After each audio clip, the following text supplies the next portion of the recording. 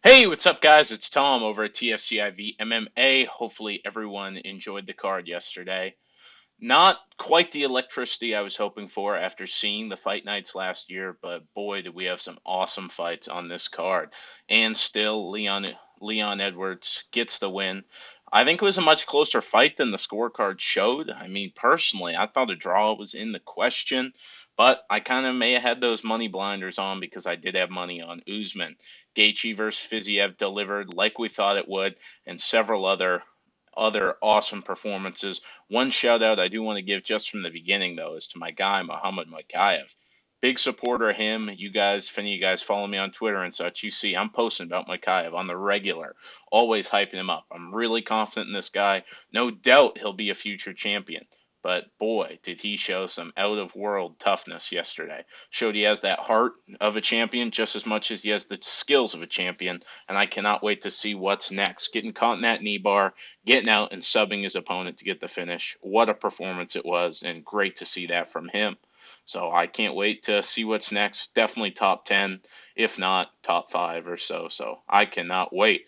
But let's start out earlier on the card with the first fight. We had Veronica Hardy, and she put on an awesome performance. She beat Juliana Miller by decision, but if Juliana Miller didn't have a hell of a chin, it could have easily been a knockout TKO for Veronica Hardy. She put on a striking fest. She kind of level checked her, Juliana Miller. Juliana Miller did win the Ultimate Fighter, but she's very new to MMA, and Veronica Hardy had an awesome performance. It was kind of cool to hear her in her post-fight interview. She said, having Dan as a husband and being there for me, it's like kind of a cheat code, the way he analyzes fights. And all of us know Dan Hardy is one of the best fight analyzers in the game. So I definitely get where she's coming from on that one, and it was an awesome performance on her part. So very, very impressive. After that, we had Jai Herbert versus Ludovic Klein, and this was a fight that I told you guys about in my video on Thursday. I was really looking forward to it. I thought there was a lot of potential for it, and Jai Herbert did what I told you guys he would do. He had phenomenal striking throughout the fight. It did end up being a draw because of a nut shot that, after review, was not a nut shot. So I think that kind of takes away the luster. I think a lot of us, including myself, thought Jai Herbert should have gotten that win, but it does end up being a draw. It sucks, but it's one of those things where it is what it is. But great performance by Jai Herbert. I told you guys he shouldn't have been that big of an underdog, but also some toughness by Ludovic Klein to eat some of the shots that he did. Overall, an entertaining fight, so was very, very good. Can't complain there. After that, we had JoJo Wood. She was going up against Luna Carolina. And I told you guys I was going with Wood on this fight. That was my pick on it, and she put on a good performance. We also knew why this fight should not have been on the main card like it was initially set to be. JoJo Wood, though, good boxing, very crisp, and won the decision. Wasn't some phenomenal performance, but it was a good win and good to get her back in the win column. So it was very good there. Speaking of one that was a show-stopping performance, though, was the next fight where we had Hadley go in there and put Malcolm Gordon out with a body shot. Oh my goodness, it was impressive. Obviously, Gordon coming off a fight against Muhammad Mokaev where Mokaev didn't have his best performance, and that kind of showed. He kind of kept going for subs and such, but he eventually did get the win. But Hadley went out there, put on an awesome performance. I did see him calling out Mokaev, but that's not a fight that's going to happen. Mokaev's a ranked guy, and he just fought someone unranked. He's not going to do that again. So look for someone in the top 10, top 5 for Mokaev next. It's not going to be Hadley, but both are great prospects, so I could definitely see the fight happening down the line. I cannot wait. But after that, we had Christian Leroy Duncan. This was a fight where Leroy Duncan looked awesome, and you hear Sean Sheehan, all these other guys who are big into Cage Warriors, and they'll tell you if there's a former champion that they think could do things in the UFC, it's Christian Leroy Duncan. A lot of those guys say that, and he looked great out there. Obviously, no one wants to get a win that way. His opponent's knee did go out, so he gets the TKO via injury, but still look very good in there, and I can't wait to see what's next. Would love a quick turnaround on him as well, so we can see him fight again, kind of in a full fight this time. But good performance by Leroy Duncan, so no complaints there. Then we had Lerone Murphy versus Gabriel Santos, another fight I told you guys I was really, really looking forward to, and it was a banger of a fight. It reminded me a lot of the Shane Burgos Billy Q fight, where if they were on a non Justin Gaethje fight card, they'd get fight of the night. But when Gaethje's on there, he's gonna get it. We know it's coming. So very, very good fight, very close. A lot of people did score it for Santos, the LFA champion coming into the UFC, but a lot of other people scored it for Lerone Murphy. But very close, could have gone either way. But good performance as the comeback for Lerone Murphy, and Gabriel Santos is in the UFC to stay, and you won't see him as an underdog like that for a little while, especially after that performance. Then we went to the prelims. We had my guy Muhammad Moikaev. He did beat Filo by submission in the third round. I told you guys that was one of the bets I was really on, was Moikaev by submission, and he did get it done. But we were scared there for a second. Like I said in the beginning of the video, Muhammad Moikaev really proved something on Saturday. He has the skills to be a champion. We've all seen that. But it was coming down to, does he have what's inside to be a champion? Does he have the heart? Does he have the will? Yes, yes, and yes. We saw that, and just phenomenal, phenomenal toughness from him to get out of that knee bar and then gets on, chokes him out. Overall, pretty dominant performance with the exception of the knee bar from Moikaev. So I was glad to see him get the win. And like I said, he was fighting unranked competition there as the number 12 guy. So you got to give him someone in the top 10 next time out. Can't wait to see it. Possibly the winner or loser of Manel Kape versus Alex Perez that's coming up. But it's going to be interesting to see how much time off he needs with the shoulder, with the knee. Who knows? So we'll see. But very good performance there. Showed a lot of toughness. And can't wait to see what's next for him. That's a guy that will be champion. So it's more of when, not if you ask me. So cannot wait. After that, we had Ashmoose go in there. He was one of my underdog picks, and I got some hate on this one on Twitter and such. But I was very confident in Ashmoose. Patterson's this big old guy. I mean, you guys watched the fight. You saw it looked like a Stefan Struve fight in there with the size difference. It was insane. But Ashmoose has phenomenal boxing and bunch of power in his hands, and he put Patterson out cold. My goodness. Kind of a late stoppage by Mark Goddard. Patterson ate some shots he shouldn't have. You could tell Mark knew after the fight it was a late stoppage, and I know he's one of those guys who he probably feels really bad about it. But I mean, even minutes after, Patterson was trying to fight Goddard and fight his corner because he thought he was still in the fight. He got knocked out that bad. But phenomenal performance by Ashmoose. I really think he should have got performance of the night for that one. But hey, maybe that's just me. But very good performance.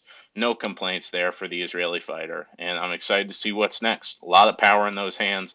A lot of entertaining fights to be made. So can't wait for it. Then we had Chris Duncan. He was going up against Omar Morales. Omar Morales, we just got to throw it out there. How little creativity can go into a nickname more than Omar Morales? Venezuelan fighter. Like, what? Come on now. But Chris Duncan, we saw him on Dana White Contender Series. He was getting his ass beat and then comes back, gets the knockout win. And there was a point in this fight where he got wobbled horribly, and then Morales went in, and Duncan caught him. And you even saw Omar Morales looks at the crowd and says, no, no, no, that's not happening to me. But what an entertaining fight this was, guys. And obviously, Duncan did lean on the wrestling to get the win, but it was pretty clear Duncan won the fight. The 30-27 scorecard for Morales is bullshit. Needs to be called out as bullshit, and I was not good. There was some very questionable judging on this card. We'll get to that more when we break into the main card. But good to see the judges got it right on that one, even with that horrible scorecard. But Chris Duncan, very good performance there for the guy from I believe he's Scotland. Yep, Scotland. After that, from Wales, we had Jack Shore going up against Amir Khani. We know Amir Khan's a fast starter, and he had a pretty good first round against Jack Shore. But Jack Shore gets the second round sub. We were all very high on Jack Shore at bantamweight. Myself, personally, I was nowhere near as high as him as a lot of people were. Like, I picked Ricky Simone when they fought each other. But Jack looked very good, had an awesome post-fight speech. You saw him talk about his father who's battling cancer. So we're all rooting for him, and it was great to see Jack get the win at 45. It'll be interesting to see who they put him against next. Obviously, good win against Amir Khani, and Amir Khani's a guy where he's talented, but the gas tank is not there, and we saw that. I think this is the fourth fight in a row where he's been finished in the second round, so hey. Another betting tip. I did bet Shore in round 2. So anyone else in the future, if they're going up against Amir Khani, Just bet for him to get finished in the second round. So it'll be interesting to see. But let's break into the main card there. We started off with a battle of middleweights, of top 10 middleweights. We had Marvin, the Italian Dream Vittori, versus the Georgian Roman Dolidze. I told you guys in my pre-fight video, I said at plus 215, you guys have to be all over Dolidze. This is a pick'em fight, and I favored Dolidze in it. I had some bigger bets on Dolidze where I feel like overall, I had Deletes at 1-3. I think if we go by the scoring criteria, which is damage trumps all, Delete's shots did more damage, in my opinion. But Marvin Vittori did get the nod from the judges. I'm not saying it was not an extremely close fight. It was very, very close and clearly could have gone either way. But Deleze was landing the heavier shots, so I gave rounds 1 and 3 to him, and I think he should have got the decision. But it's going to be interesting to see what's next for either of them. I think Dolidze versus Brendan Allen makes a lot of sense at this point, and I'd love to see Vittori either versus Jared Cannonier or Khamzat Chimaev. Give Khamzat Chimaev Marvin Vittori. I don't know if you guys saw after the card, Dana White talked about Khamzat in October. No, he's in the prime of his career. Do not schedule him off for a year. Have him fight in the summer, then have him fight in October. Like, come on. He's too young and too damn good for this. And then we'll break more into Hamza at the end of this video because some stuff came out today. So we'll get into that in a second. But let's focus on the main card here. I'm kind of getting off topic. After that, we had Jennifer Maia versus Casey O'Neill. I told you guys I picked Casey O'Neill, but it was hesitantly in my pre-fight pick. And I really did think about switching it because Jennifer Maia has looked very good her last time out, and I thought there could be one of those. There's levels to this performances, and that's exactly what we saw. Jennifer Maia did a very good job, had very crisp boxing, and was lighting Casey up on the feet throughout the whole fight. Casey didn't even try to use the grappling. She seemed content to keep it on the feet, but not the smartest move in my decision. But Jennifer Maia with a decision win over Casey O'Neill and looked very, very good doing it. Will be interesting to see what's next for her. You could possibly do, I don't know, Lauren Murphy. A fight like that may make sense, but it'll be interesting to see.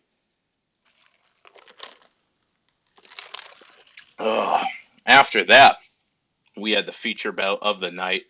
Goonie Nelson was going up against Brian Barberena. It was good to see Gunnar back out there. I really like Gunnar Nelson. It may be like the Conor McGregor fan from old coming out in me, but I've always liked Gunnar. I think he's a good fighter, phenomenal jiu-jitsu, and usually pretty entertaining. So I was excited to see him out there, especially in front of that London crowd. Like, people in London love Gunnar Nelson. A lot of people forget when Leon fought Gunnar in the O2, they booed Leon in favor of Gunnar in London. So people love Gunnar Nelson. People in London specifically love Gunnar Nelson. And as much as I like Brian Barberena, I told you guys in my pre-fight video, I said Gunnar by sub is free money. At even, it's free money. I had a nice bet on it. I know other people that did, and we all cashed it. Gunnar got the fight to the ground. It did take him a couple minutes to lock it in, but he got there right at the end of the round. He was able to sink in the armbar and get it done. You feel for a guy like Brian Barberena because he's one of those guys that wants to be in entertaining fights, but we knew what Gunnar was going to do. Gunnar was going to get him down and submit him, and Gunnar showed that. So I'd love to give him someone either in the top 15 or just outside of it for his next fight. I love Gunnar, so just give us some entertaining fights for the guy. I think at his age, probably championship run isn't there anymore, but I'd love to see some entertaining fights. So I can't wait to see what's next. After that, though, we go to the co-main event. Every fight with Justin Gaethje we get into, we're expecting the world. And somehow it always delivers even more than we thought it would. What a damn fight this was. Rafael Fiziev is one of the fastest and quickest strikers out there. Some of the best Muay Thai. Probably one of the best overall strikers at 155. And Justin Gaethje was right there with him. We saw a composed Justin Gaethje. We saw a Justin Gaethje that used his jab well, used his leg kicks well. Wasn't just throwing haymakers like he was against Charles Oliveira. And he looked great doing it. He was able to strike with Fiziev. Fiziev landed some great shots to the body, to the head, but Justin Gaethje overall. Did I think Fiziev? I had Fiziev 1 and 2 on my card with Gaethje winning the third, but that second round was so close. I have no issue with Gaethje getting the nod. I did have a Fiziev by split decision bet because my guy Tajik Bey on Twitter, for any of you guys that know him, dude's a phenomenal gambler guy. He puts out some great picks. Definitely check him out.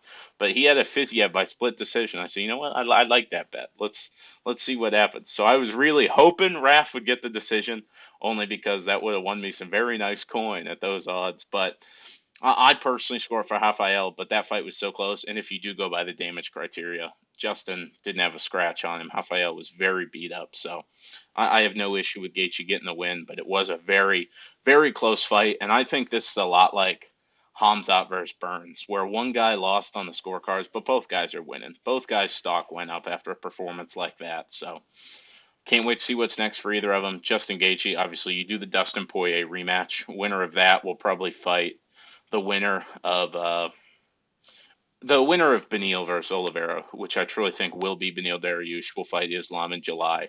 So I think Beneil versus Islam in July, and possibly the winner of Justin versus Dustin will fight the winner of that. So that'll be an entertaining fight. We all remember the first fight, but if that Justin that's more composed, I'm excited to see how he'll do against Dustin Poirier. So it'll be very, very good, but that's just what I see coming next. But then we get to the main event. Leon Edwards makes his homecoming as champion this time. Headlines at the O2 against Kamaru Usman. Kamaru, something about him just didn't look right out there. I texted one of my good buddies who I was texting throughout the whole fight. I said he just doesn't have the presence he had. Kamaru would stalk you, and just his presence was so noticeable. He was pressuring Leon, but it just wasn't the same this time, in my opinion, at least. I thought there was a heavy case that fight could have been a draw. I mean, I think either 2 or 4 could have gone to Usman, and then obviously 3 was a 10-8 with the point deduction. But Leon looked very good, so it's another one. I have no issue with him getting the win. And I probably had the money goggles on that one too, because I had some bets on Usman. So I'm definitely going to need to rewatch it. I do agree with Justin Gaethje, where when fights come back to England, do not have Michael Bisping commentate. His commentary was so biased in that main event. I was not a fan of that. But great performance by Leon Edwards. And then we get into what's next for that. Dana White goes out there in the post-fight press conference and says Colby Covington's getting the shot. I have never switched up on a fighter so much as I have Colby Covington over the last 2 years or so. I really like Colby Covington when he was beating RDA and that kind of stuff. But the fact that this man is going to get a third title shot after in the last it has been 5 years since Colby Covington has beat someone coming off of a win. Masvidal was coming off 2 straight losses and a brutal knockout. Tyron Woodley was coming off 2 clear losses where he got his ass beat, and then 2 losses to the champions. So that's what Colby Covington brings to the table. He should not be anywhere near a title fight right now. I'm sorry. It's just how it is. Bilal Muhammad's more deserving. Khamzat Chimaev is definitely more deserving if he fights at 170 again, but it's looking like he'll go up to 185. Fuck, Shavkat Rakhmonov has a better case. A win over Jeff Neal, who was coming off one of the most dominant wins of his career. So all 3 of those guys have better cases. And Burns, I mean, with the wins over Wonderboy and such, and giving Khamzat the fight he did, come on. Like, there is no reason in 2022, when he hasn't won in a year and a half, and his only win was against Masvidal, after getting beat by Usman, that this guy deserves a title shot. I'm sorry, he doesn't. And it's you can't say, well, the pay-per-view buys. That's what I want to do it. If it was about pay-per-view buys, you have Conor McGregor fight him, or you have Jorge Masvidal fight him. Colby doesn't bring in the pay-per-view numbers a lot of you guys think he does. And if it's about merit, it sure as hell should be Bilal Muhammad or Khamzat Chimaev. There's no argument for him to get the shot. So that's one thing that really pisses me off, that he's getting it. But it'll be interesting to see. Obviously, Dana did say Khamzat's going to 85, so book him against Vettori or Whitaker. Have him do there.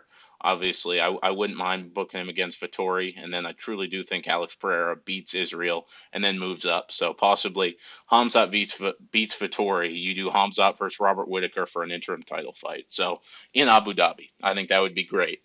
So just a little bit of my matchmaking there, but can't wait to see what's next, guys. Going to be a good year for the UFC. Stuff like Colby Covington getting a title shot is stuff there. As much as I love the UFC, it's the best MMA organization out there by a long shot. and I've been a fan of it for a while now, but stuff like that is what really pisses me the fuck off, just to be honest with you guys. But done with my rant here. We have an awesome card coming up in San Antonio this weekend. My guy Steven Peterson, who I interviewed a couple weeks ago, is fighting on that card. So keep your eyes out for him. Should be a great performance. And I can't wait to talk about that card with you later on this week. Have a great week, guys, and I'll be back.